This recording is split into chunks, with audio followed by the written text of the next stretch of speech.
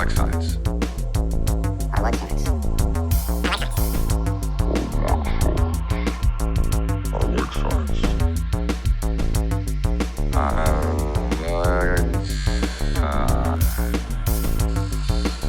This computer. The recording is in progress. Science. So yeah, hey guys. Hey. What's up? Here we go, episode 27. It's our first time doing it weekly now. Haha. Yeah. Yeah, it too soon? No. It really isn't. Because I'm really having fun with this random stuff. Nice. It has brought me joy. So even when it's an episode where I'm like, oh God. It was pretty funny going through the thumbnails, selecting the episode to watch before we record the our review of it. Is it's blue jumpsuit, gray background, blue jumpsuit, gray background, blue jumpsuit, gray background. It's like, wow, something about Enterprise where it just has a look to it, doesn't it? It does. It really does. It's very sort of It's very blue working jumpsuit, gray class. background. Yeah, it's very working class, just Yeah. starting out sort of thing. So Space janitors. they do look like janitor jumpsuits. Oh dear. I'm never going to be able to unsee that. Yeah. So we're talking about Enterprise. We're talking about season 2, episode 19, Judgment, which most people agree is a really good episode. I could see that. It's a courtroom setting. Courtroom episode. Drama. Yeah. Drama. Klingon courtroom drama. And for justice for all for us. Yeah. You're out of order. You're out of order. This whole court's out of order. Yeah, a lot of stuff like that. We don't get to see much of our crew in this episode because it's mostly just Archer with the Klingons. Yeah. So, but considering, as I like that the fact, let's try that again. I like the fact that they brought Klingons into this whole thing from the very beginning, like the very first episode, so that they could at least play around with some species that we know. So it's also odd because this takes place before TOS, and you kind of think of Klingons being kind of a new thing, like with Discovery first coming across them. And it's like, how much earlier do we meet the Klingons with each time they go earlier in the Star Trek timeline with a new series? Yeah, well, at the very least, they probably sealed all of, that Enterprise's records and shit. Yeah, it's an issue with Enterprise is the whole timeline and consistency, continuity. Yeah. So yeah, we got courtroom drama up in here. It starts off basically with Archer on trial, and he's obviously in trouble. He's in the Klingon courtroom, very reminiscent of Star Trek 6, The Voyage Home. No, that's there's a lot of parallels to to Star Trek 6 in this. There's the big gauntlet that has the ball in it that they use as a gavel. Yeah. This courtroom isn't as tall though. So isn't as tall? This is a pretty tall courtroom. Yeah, but in the movie, it's like 8-10 stories high. Yeah. It's really tall. It's like Klingons like to build up and not out. It's like apparently. Manhattan. Yeah, that's the thing is they have to have so many courtrooms that's all just build up instead of out. Yeah. So yeah, he's been accused of stuff and as you do. As you do. You're accused of stuff. How do you plead? What stuff? Yeah, it's basically, it looks like it's going to be a railroad situation where they just say, what's basically like the Cardassians. It's like, here's your trial, but you're going to be, you're guilty anyway. So nothing you can do about that. And it seems, it seems like they got that from the Klingons. Yeah. But we get a lot of Klingons with long hair and goatees and Fu Manchu mustaches and all in a metal band, and we get some J.G. Hertzler. Love me some J.G. Hertzler playing a Klingon, and he's playing the the defense attorney, basically, Right. is An advocate. yeah, he's an advocate. Whereas Naroon from Babylon 5 is playing the prosecutor. Uh-huh. He has a name. His name is John Vickery. The actor's name is John Vickery, and I love him. He's so cool. He can do anything. He can make you believe he's anyone. He's one of those chameleon actors that I always feel like should have had a bigger career and more lead roles. So, but it's been such a while since I've seen this episode that when I first saw him, I'm like, oh my God, I know those eyes. And I'm like getting on IMDb. Am I right? Am I right? Am I right? I'm right. It's John Vickery. So, So and this Vickery, like a is, place where vicars live? yes, Yeah. but with an E instead of an A. Okay.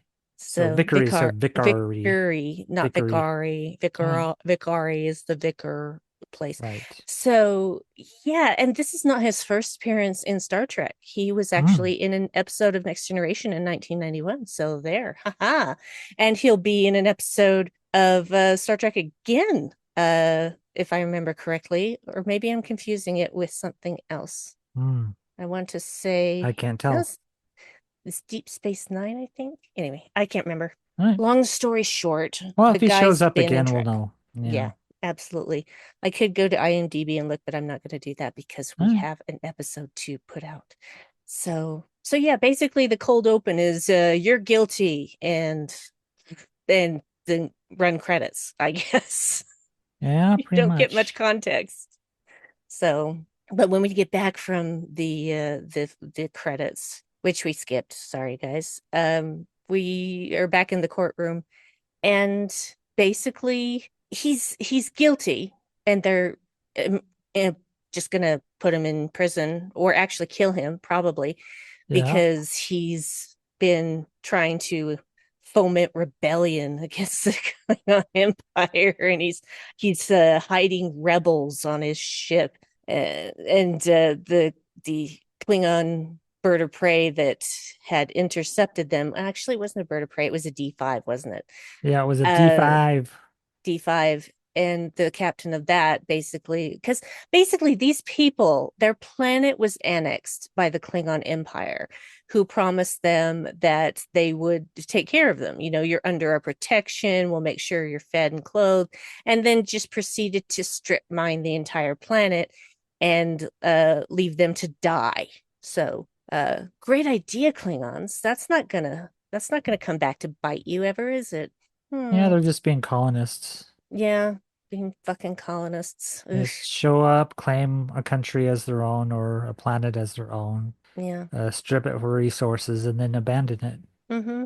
Humans are really good at that too. Uh-huh. So yeah, it's this Klingon captain who has apparently now been reduced in rank because of this situation. Uh-huh. Gives his testimony, and it's of course recorded as if Archer, or it's presented as if Archer is saying all these things that he absolutely would never say And wouldn't know. and wouldn't know. Yeah. The way Archer is presented as he already knows enough about the Klingon culture to be able to insult them in the proper manner. As in to Mm-hmm. say death to the Empire. Yeah. Like somebody would say that who are outside the Empire. They wouldn't Yeah. know to say that. And the fact that he would say that because it does, we know Archer's history with the Klingons and Uh-huh. him saving their butts more than once, but this court doesn't seem to remember any of that or know any of that. And So there's another tale too, is when they say that Archer refers to the Enterprise as a battle cruiser, yeah, no, which he he wouldn't do does. because He's it isn't Yeah. one. Yeah. It's not a battle cruiser. It doesn't even look like a battle cruiser. It doesn't even have that advanced of weaponry, and polarizing the hull plating sure does jack shit. Yeah. So I feel like that was pretty lame. And I know that Klingons like to exaggerate their tall tales, but usually they do that with the battles of heroism and honor. And Right. this guy basically, he has no honor and he deserved to be demoted. Well, that gets addressed in this episode is that the younger generations keep moving towards the warrior class rather than some of these other classes. Hmm. And it's all about the easy victory, and that any victory is a victory. So you pursue a weaker enemy and defeat them. And somehow that adds to your honor when it really doesn't, because you're not really achieving anything. You're only Mm-mm. being a bully. Yeah, it's really kind of sad and what's the word I'm looking for here? Well, it's But reflective of the current yeah. perspective of masculinity. Is Hmm. there's this idea that with current masculinity, you have to be strong, you have to be a bully, you can't love or show empathy or mercy, that you don't apologize for anything even when you're in the wrong, and all that's seen as some kind of weird strength. During debates, you just shout people down or don't let them get a word in edgewise, and none of that has to do with honor or discipline or self-control or even manliness. Mm. It's all just bravado. It's empty at its core. It is. And, to be fair, every generation blames the one before. Now I'm Right. quoting songs. Um, but Yeah. but in this case, it's just erosion of, well, it's there's no particular virtue in doing things the way they've always been done, but to go about it to the point where you're doing a total 180 just to fuck people over, that's not that's not heritage, that's not honor, it's just being stupid. Well, when the courts are used just to push forward whatever the Klingon agenda is, Hmm. without regard to the truth, Yeah. that's what we see happening. And it's been going on for about 20 years from what our advocate says. Now, Yeah. he's been being a defense lawyer for 50 years. And for the Hmm. last 20, he's been holding his tongue and just pushing through whatever the court wants to happen and sending Yeah. honorable men to their death because they stepped on some toes somewhere and hurt somebody on the upper ups feelings or whatever. Right. That there's no real justice, no truth, no honor in the tribunal. Hmm. And our advocate's name, I had to look at it again. His name is Kolos, Yep. and our prosecutor is named Orak. And And he, our witness was Duras, wasn't it? yes, literally Captain Duras. Yeah. So, yeah, from House of So that Duras. house has been an issue all along from the start, it seems. It really fucking has. just, just like the House of Duras is just nothing but shit. Honestly, have Yeah. they ever done anything good? My answer is no. Yeah, I And know you it's see that. gauche to bring up the the notorious transphobe, but it's like Slytherin, it's Mhm. just this house that's just known for nothing but bad. Yep. It's yeah. Yeah. Basically this is just mostly courtroom stuff. Like 90% of this episode is courtroom drama. Yeah, And that is even when he's in his cell and talking with Kolos. and picking at It's his underdone targ. mm, basically he was trying to get Archer to eat dog. Yeah, yeah. Gross. Yeah, I love that all of the main players had long hair, just this glorious long Klingon hair. Good Like I said, they're times. all in an 80s metal band. It's like Rad or Poison or, early era Metallica. Yeah. Uh anyway, what happens? They get basically the story from the prosecutor, which is a bunch of exaggeration and lies. It's a bunch of hooey And and it's all propaganda. It's all yeah. talking about this colony that's just seeking aid in a failing ship, trying to escape an abandoned colony because their supplies were stolen and they were never going to be given back. They were just going to be on this planet to die. Hmm. They already lost half of them because there's what, 54 and they picked up 27. Yeah. So, yeah, and that somehow by reaching out and offering aid, the Enterprise had somehow incited a rebellion. Yeah. Well, Klingons have never been very good about, asking questions before shooting.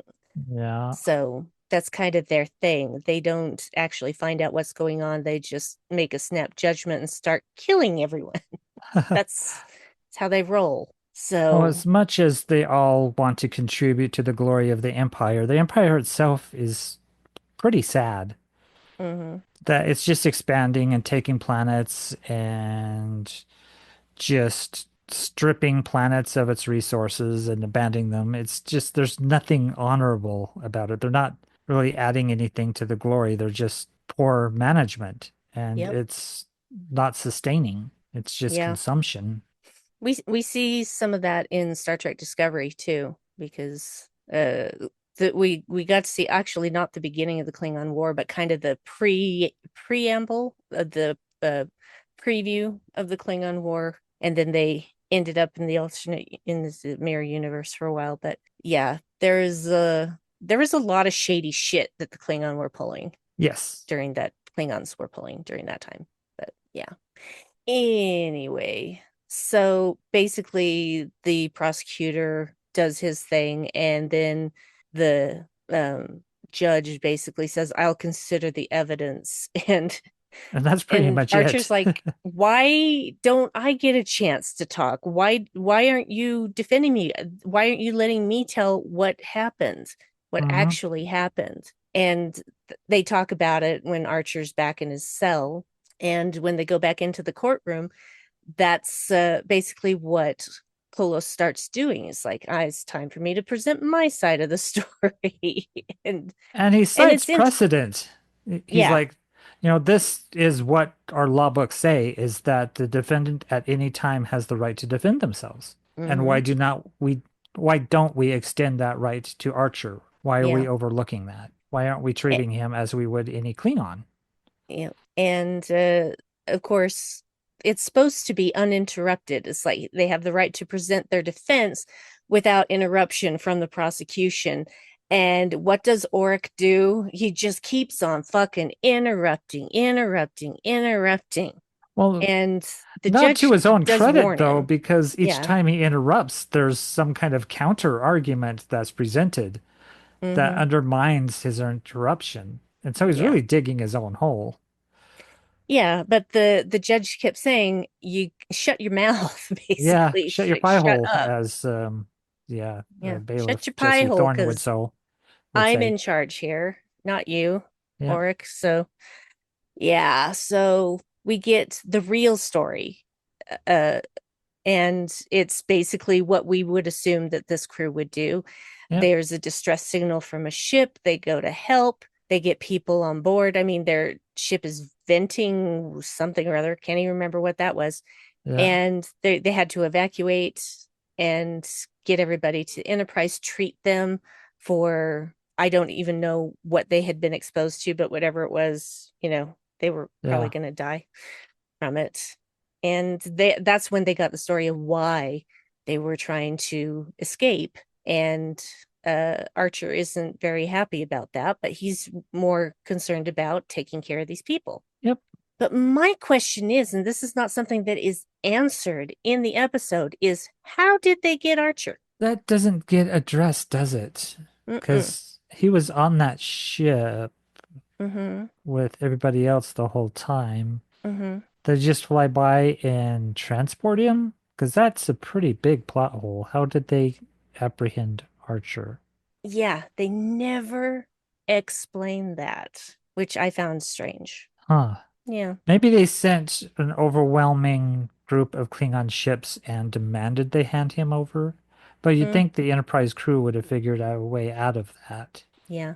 rather than Especially, hand Archer to authorities, unless they suspected that diplomacy would see them through, but there's no guarantee of that. yeah, I don't think that they thought that because T'Pol was still trying to get in touch with people she knew in the Klingon High Council. So, Yeah, when would they catch Archer alone, being the captain of the Enterprise? Because even if he's on an away mission, he's going to be on an away mission with other yeah. officers or at least crew. And if they did it violently, then how come his entire bridge crew is still fine? It's Yeah, just, he looks like maybe he took a couple of punches or something, but other than yeah. that, He But doesn't that could seem have been too roughing him worse up on the off. way there. Yeah. So that doesn't mean anything. But yeah, it's just, I find it very odd that we don't ever find out how he got captured and taken to court. Yeah, that's odd. I hadn't really considered that, but when you think about it, it's like, how did they get him? Hmm. How, because there doesn't seem to be anything happening in between Yeah, the story of this and the trial. pretty much What not. happened in the interim? Yeah. So, gosh, there really doesn't seem to be that much to talk about because there is not a lot of nuance here, and it's there's no real B plot either. It's just all the same story. Yeah, it's all serves the A plot. Not really much else going on, though I did like the doctor's visit. Oh, that was Plots great. Yeah. suggesting that he has some communicable disease so that the guard would step back out of earshot so they could Hmm. whisper about, whatever plans. Phlox is And a of smarty. course, yeah, Archer insisting that the team not risk themselves to save him. Yeah. Well, he thinks that he's going into a fair fight. Which, Silly as boy. soon as they assign a Klingon to be your defense attorney, it's like, well, how's this going to work? Hmm. Because you're going to be serving the Empire. You're not going to be serving my best interests. So it's a Yeah, kangaroo court. There's no way I'm going to get a fair trial. it is. But he does anyway because, this advocate is somebody Polos. who served the law for these last 50 years and who had parents that encouraged him to pursue law. Yeah, his dad was a teacher and his mom was a biologist. Yeah. So, but we don't see that side of Klingons very often. We see it I think the only time we really see a Klingon doing genuine research and science is in Star Trek Prodigy season 2. Yeah.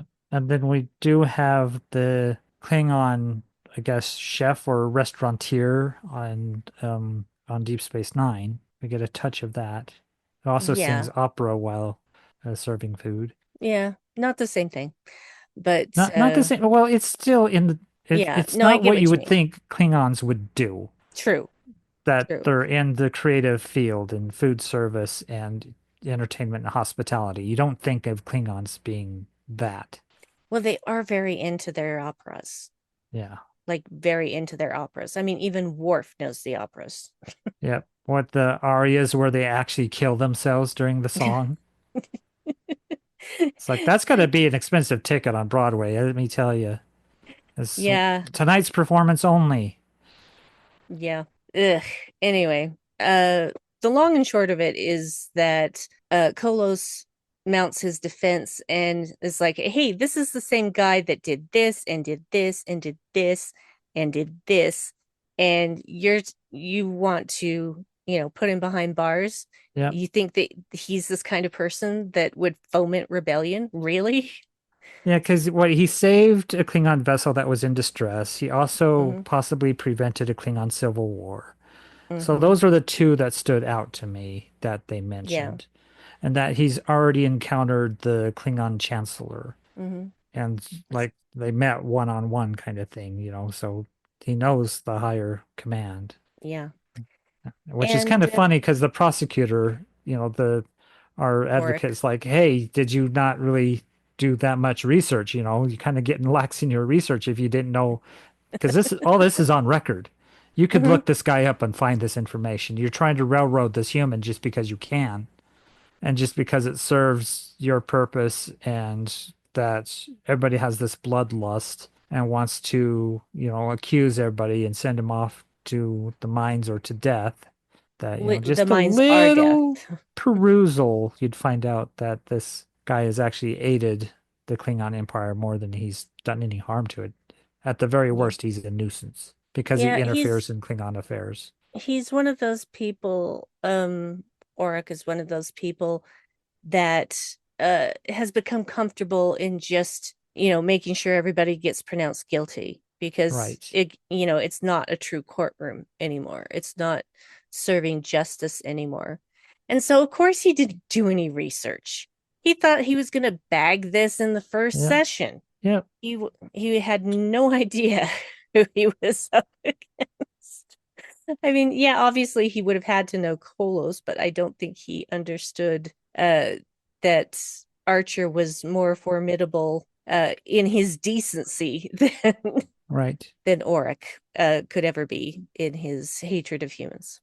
So yeah.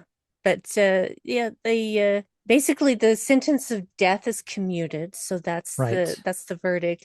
And then uh he's, and then they send Archer to Rurapente. Yep. For the rest of his life, which already Yeah. a single year or 6 months is risky enough, but a Mm, life sentence in the mines is, that's you're not gonna live yeah. long. And Polos is not happy about that, and the judge is like, "Well, then you're going with him for a year." Yep. Ha ha. Yeah, Don't because he calls don't into question tempt the me. honor of the court, Yeah. and that ruffles some feathers, so of course he gets sentenced for a year as well. Yeah. Yep.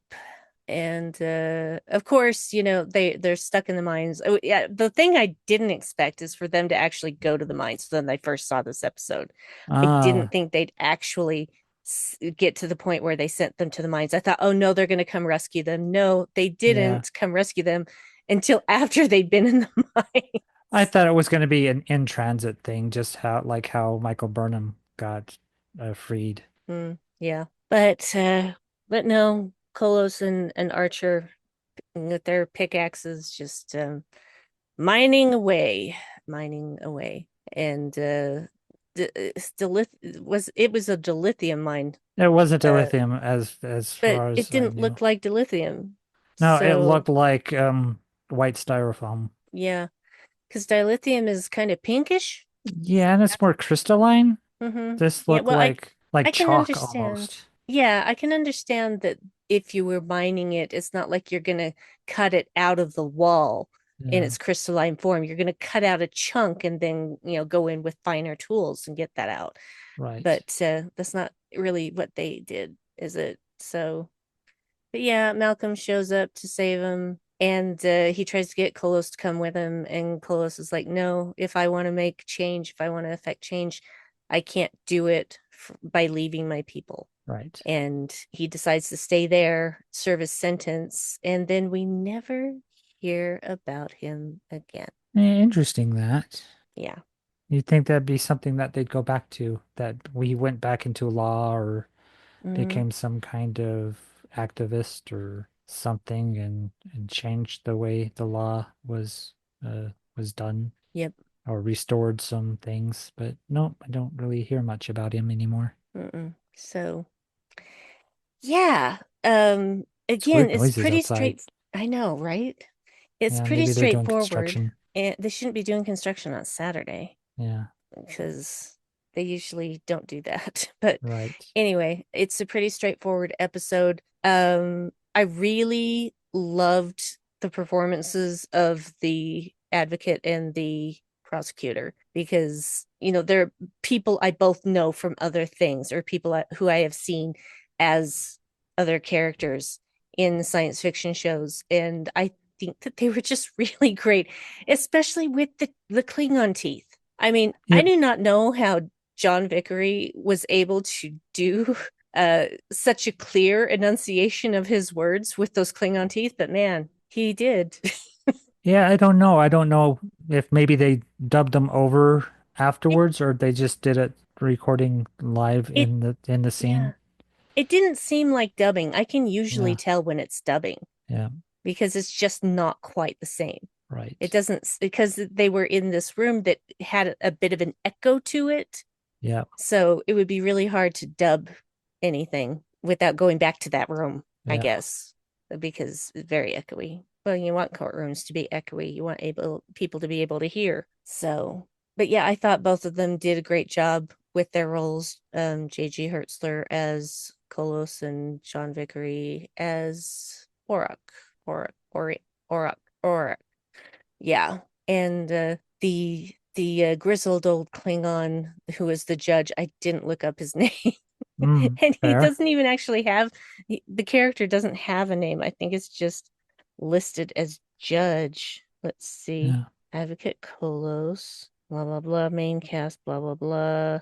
Klingon magistrate. That's it. right. That's all he got. And his name is Granville Van Dusen. Jeez. Yes. Just really uh weighty names there. So this as I said before, this is considered to be one of the better or best Enterprise episodes. How do you feel about it, Dave? It's good. It's a solid courtroom drama scenario. It's got a little touch of the Rashomon, but it would have been fun to see other points of view to make it more Rashomon-esque.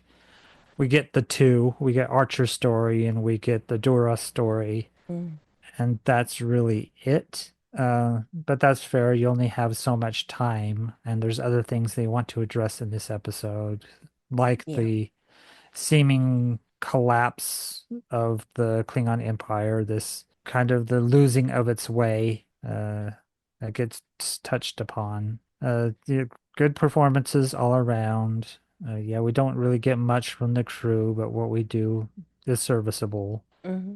We get T'Pol captaining and Well, their crew coming up with scenarios in which they could possibly rescue Archer, and of course having to shoot those down because of the likelihood of doing so in Klingon space without causing big rifts, huge ripples later on, or actually just getting destroyed right then and there yeah. with any kind of attempt. So having to go through diplomatic channels plus a little of the old escape artist trick to get Archer out of there. Yep.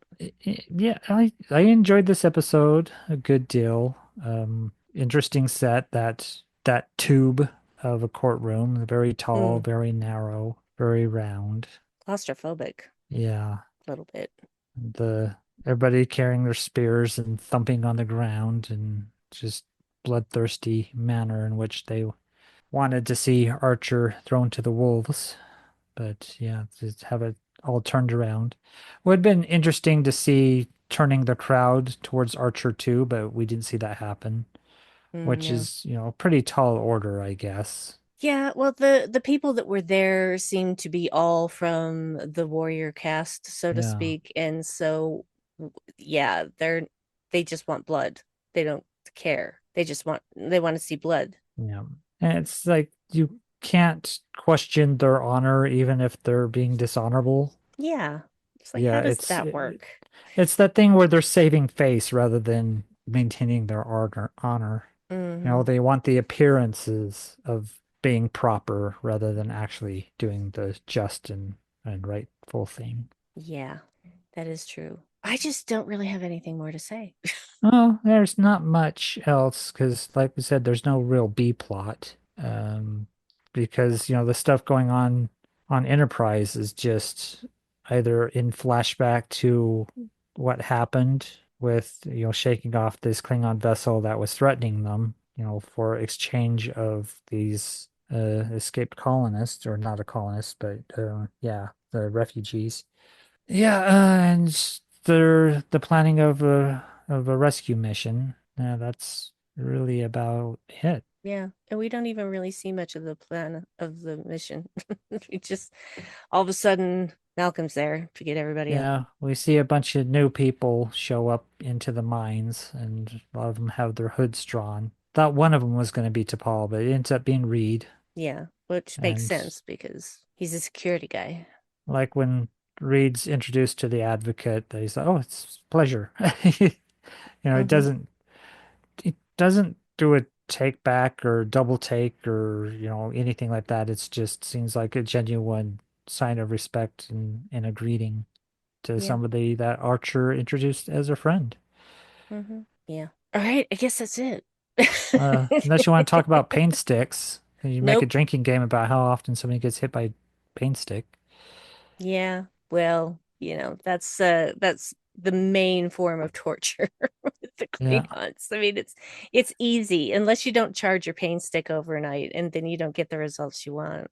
yeah, it's like a portable agonizer booth. Yeah, pretty much. It's stick form. Just Yep, gonna it's stab you basically with a this. taser, Yeah, it is. It's but an extremely painful one, right? like super painful. So, okay, then there we go. That's Yeah, I judgment. guess so. I don't think we had any new insight over and above what other people may have said, so but Well, that's there's okay. not much else to say. It's pretty Yeah. straightforward. I mean, even in its subtext, it's straightforward about, we have to watch the legal system so it doesn't become a tool for the corrupt, that sort of thing. Yeah. Yeah, All right, then. Well, I guess it's time to pick the next episode. I guess it So is. this time I'm going to make sure that I don't talk after I get the number because the thing will just keep talking Right. because it got conversational now. Oh, yeah.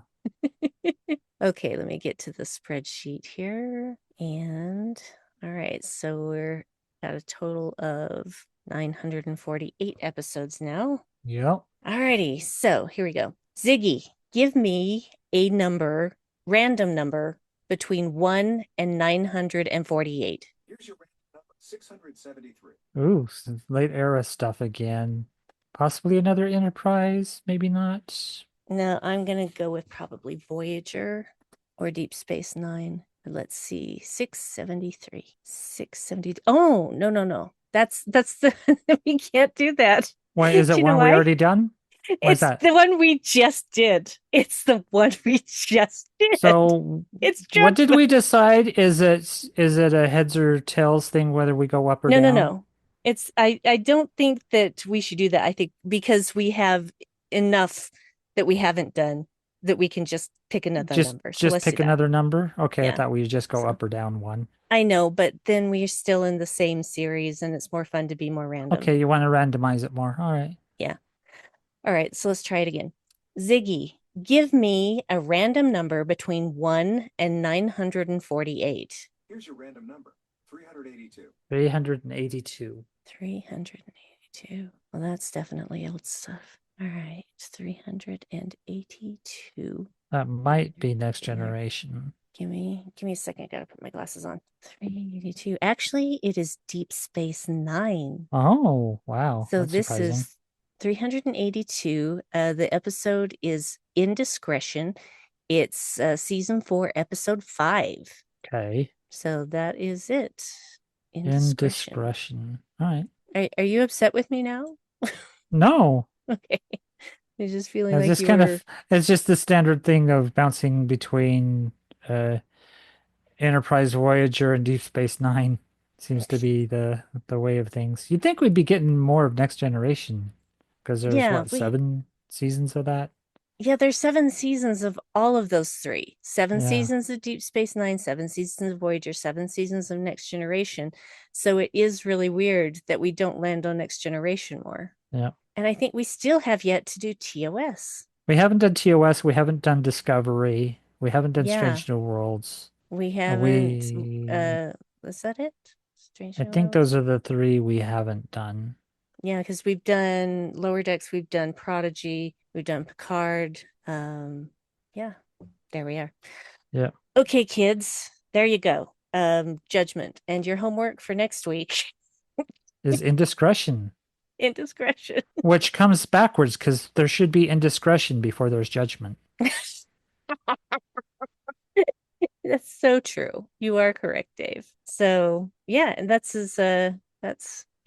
gonna be interesting because I cannot remember from the title what this episode is about, and please don't anyone tell me. Yeah. So alrighty then. Dave, do you have anything you want to tell people about? Yeah, doing recommendations. This one kind of sprung to mind with the shuttle to Kinfori is with the zombie situation is that there's a band called the Obliging Victims. It's not really a band, it's one person who does almost everything. Sings, plays every instrument, mixes it.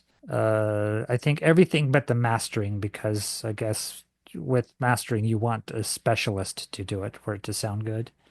I mean, everything else, songwriting, singing, every single instrument, drums, keyboards, guitars, all of it. And it's Kelly Combrink, formerly of Night of the Living podcast, doing some kind of groovy psychedelic 70s rock, but horror themed.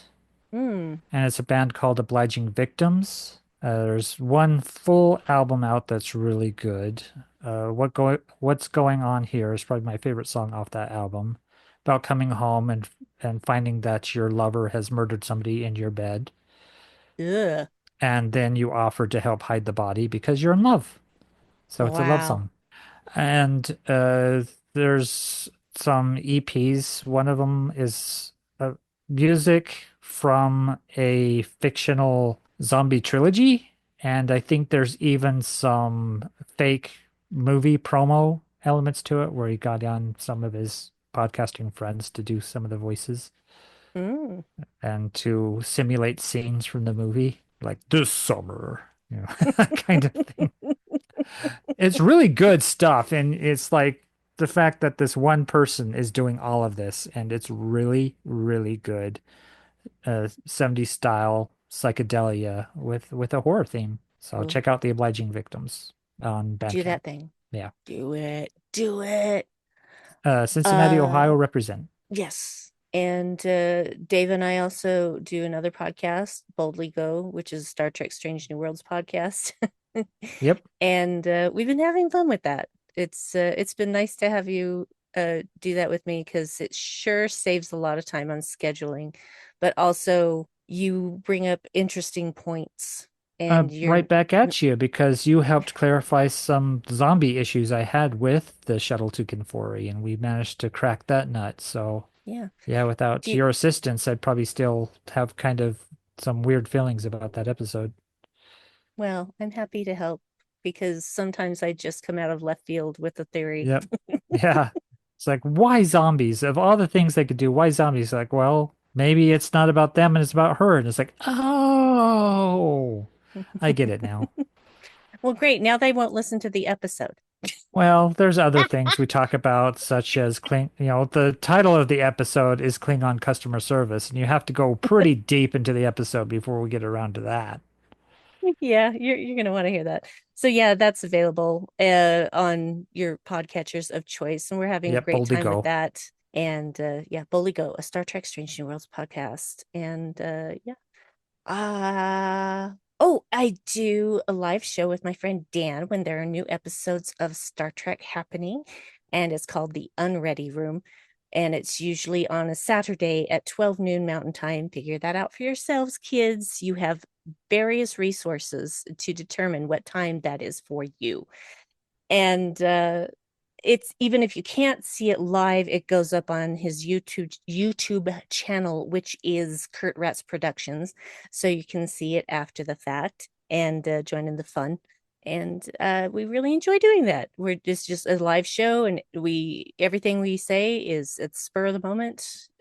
And we had a really great time today talking about a space adventure hour. Was that Yep, it? I need to watch that episode because I was at work while you were Yeah, recording. we had a lot of fun talking about that and some poignant moments as well. So yeah, there you go. That's all of the Mhm. things. And so Yeah. be good, kids, and we'll talk to you again in a week and talk about About indiscretion, infringement and indiscretion and infringement, all that stuff. and Yeah, with how many. indiscretion. It's an I word. Yeah. It's indiscretion. Indiscretion. All right, take care, kids. Bye. Bye.